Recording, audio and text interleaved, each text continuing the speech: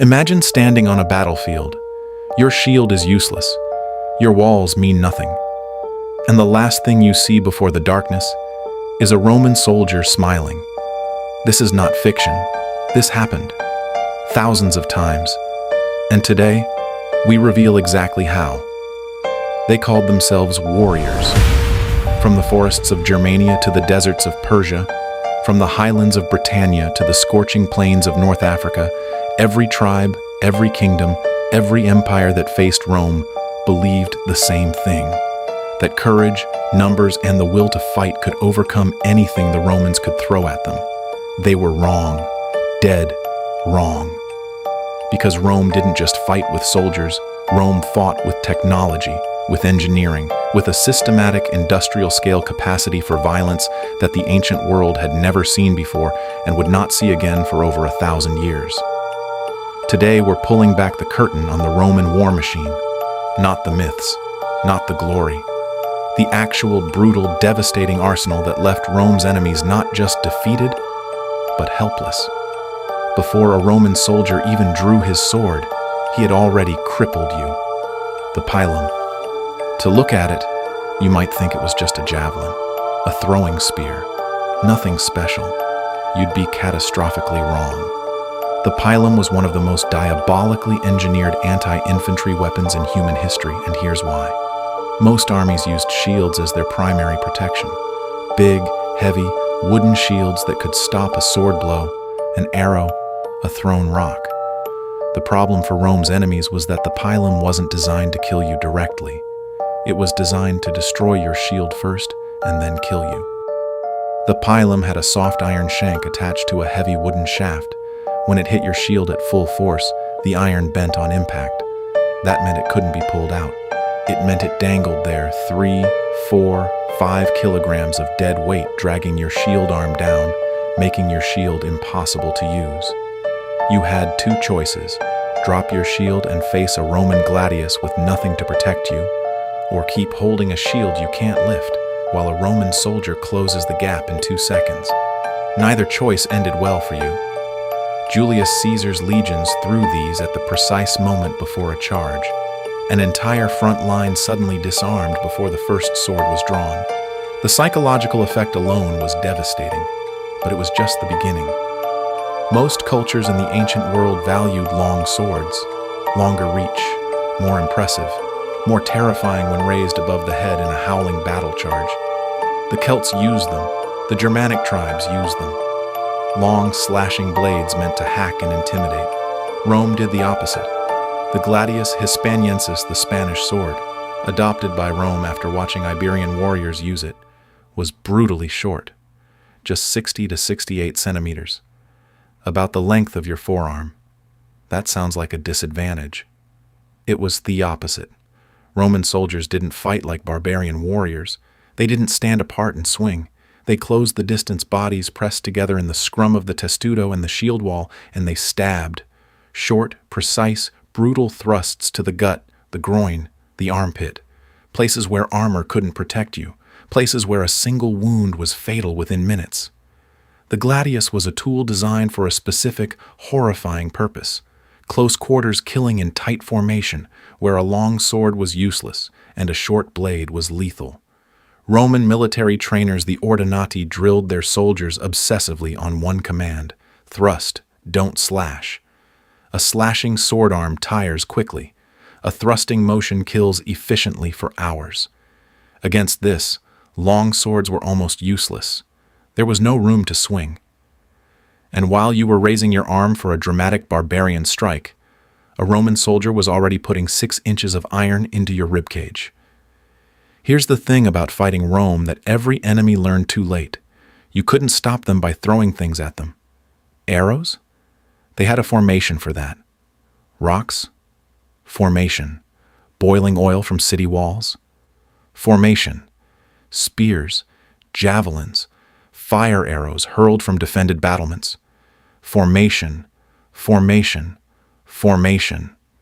The Testudo, the tortoise, was one of the most psychologically shattering tactical innovations in military history. Not because it was particularly high-tech, but because of what it told the defender. Nothing you do matters. Soldiers interlocked their scutum shields, the large, curved, rectangular shields Rome was famous for, overhead and on the sides, forming a sealed shell of layered wood and iron. The formation moved as one organism slowly, methodically, unstoppably, across open ground under complete missile fire.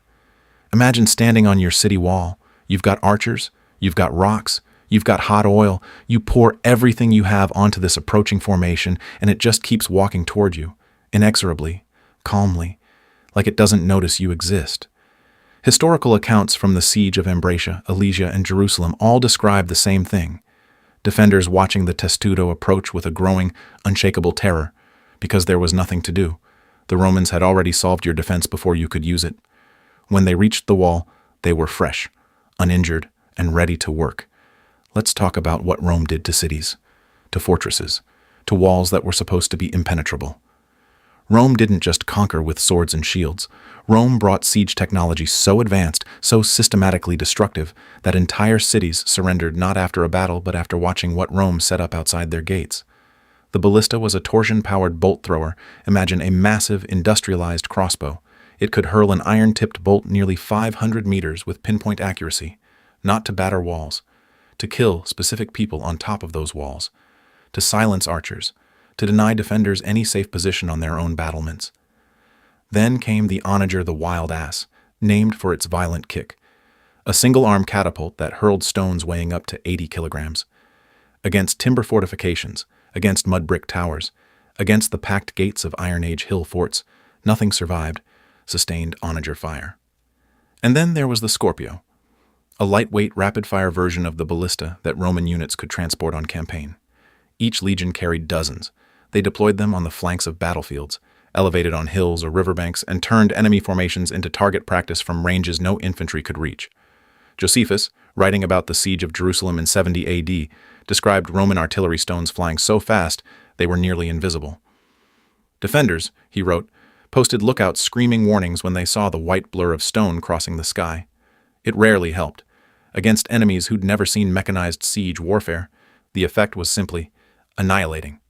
Now here's the weapon that no enemy of Rome ever expected. The one that wasn't a sword, or a catapult, or a battering ram. It was a shovel. Roman legionaries weren't just soldiers. They were engineers. Every single legionary in a Roman army was trained to build roads, bridges, forts, dams, siege ramps, and the most feared structure in the ancient world, the circumvallation. When Julius Caesar besieged Alesia in 52 BC, he didn't just surround the Gallic stronghold, he built an entire double ring of fortifications around it.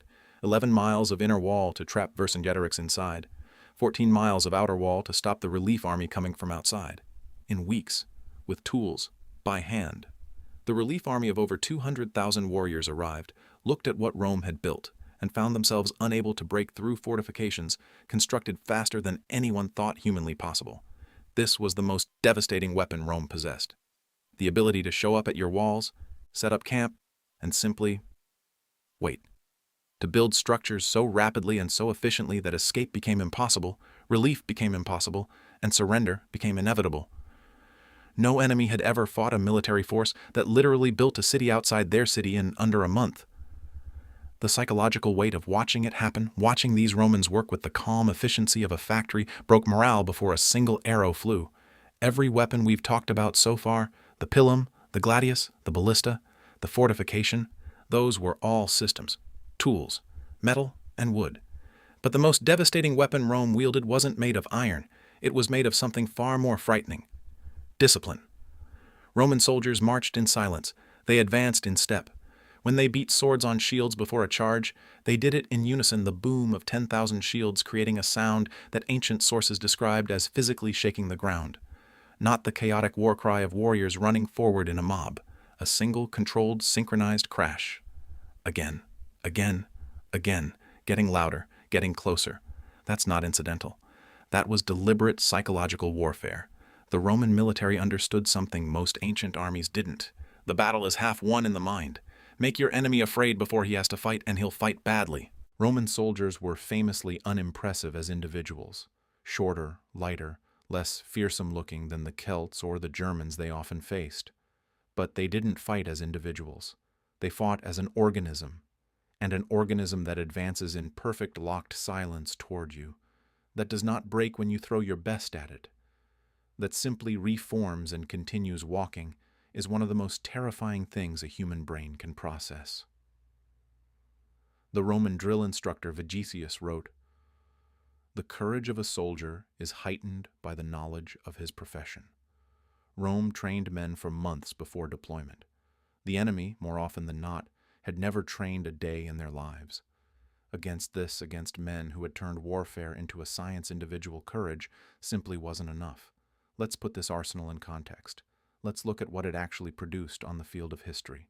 At Watling Street in 60 AD, the Roman governor Gaius Suetonius Paulinus faced Boudicca's Celtic army estimated at over 200,000 warriors, enraged, motivated, fighting for their homeland after Roman atrocities against the Iceni people. The Romans had roughly 10,000 soldiers. The Romans won, not with numbers, with position, formation, and the systematic application of everything we've described. The Celts' charge was absorbed, broken, and reversed. By the time it was over, estimates suggest over 70,000 Britons were dead. Roman losses, around 400. At the siege of Jerusalem in 70 AD, Rome deployed every element of its arsenal simultaneously. Ballistae silenced the walls. Legionaries in Testudo formations approached the gates. Circumvallation walls cut off all supply and escape.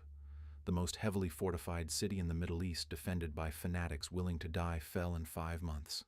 At Zama in 202 BC, Scipio Africanus deployed the Roman manipular system in such perfect tactical coordination against Hannibal, the greatest general Carthage ever produced, that Carthage's military power was shattered in a single afternoon, ending 2 decades of war that had nearly destroyed Rome itself. These weren't lucky victories. They were the inevitable output of a military machine so thoroughly engineered that it produced predictable results across wildly different terrains, climates, and opponents for over 600 years. Rome's arsenal was devastating not because Rome invented the sword, or the spear, or the catapult. Other civilizations had those things. What Rome invented was the system, the obsessive, relentless, centuries-long refinement of every component of war into an integrated killing machine. A machine where every element covered the weakness of every other element, where the Pilum set up the Gladius, where the Testudo delivered the engineers, where the engineers made the artillery decisive, where the artillery broke the walls, where the discipline made every man in the formation more dangerous than he could ever be alone. Modern armies still study Roman tactics. Modern logistics, the ability to move armies across continents, descends directly from Roman road building and supply chain engineering. The concept of combined arms warfare, where different weapon systems work in coordinated support of each other, is a Roman invention. The enemies of Rome weren't weak. They were brave, numerous, and often fighting for their very survival. They lost anyway. Because Rome didn't just bring soldiers to the battlefield, Rome brought the future, and no amount of courage was enough to stop what was coming. If this changed how you see the Roman military, if you want to go deeper into the battles, the weapons, the men who built this machine, subscribe, because we're just getting started. Subscribe. Like. Watch. Next. Suggested next video: how Rome's enemies finally learned to fight back.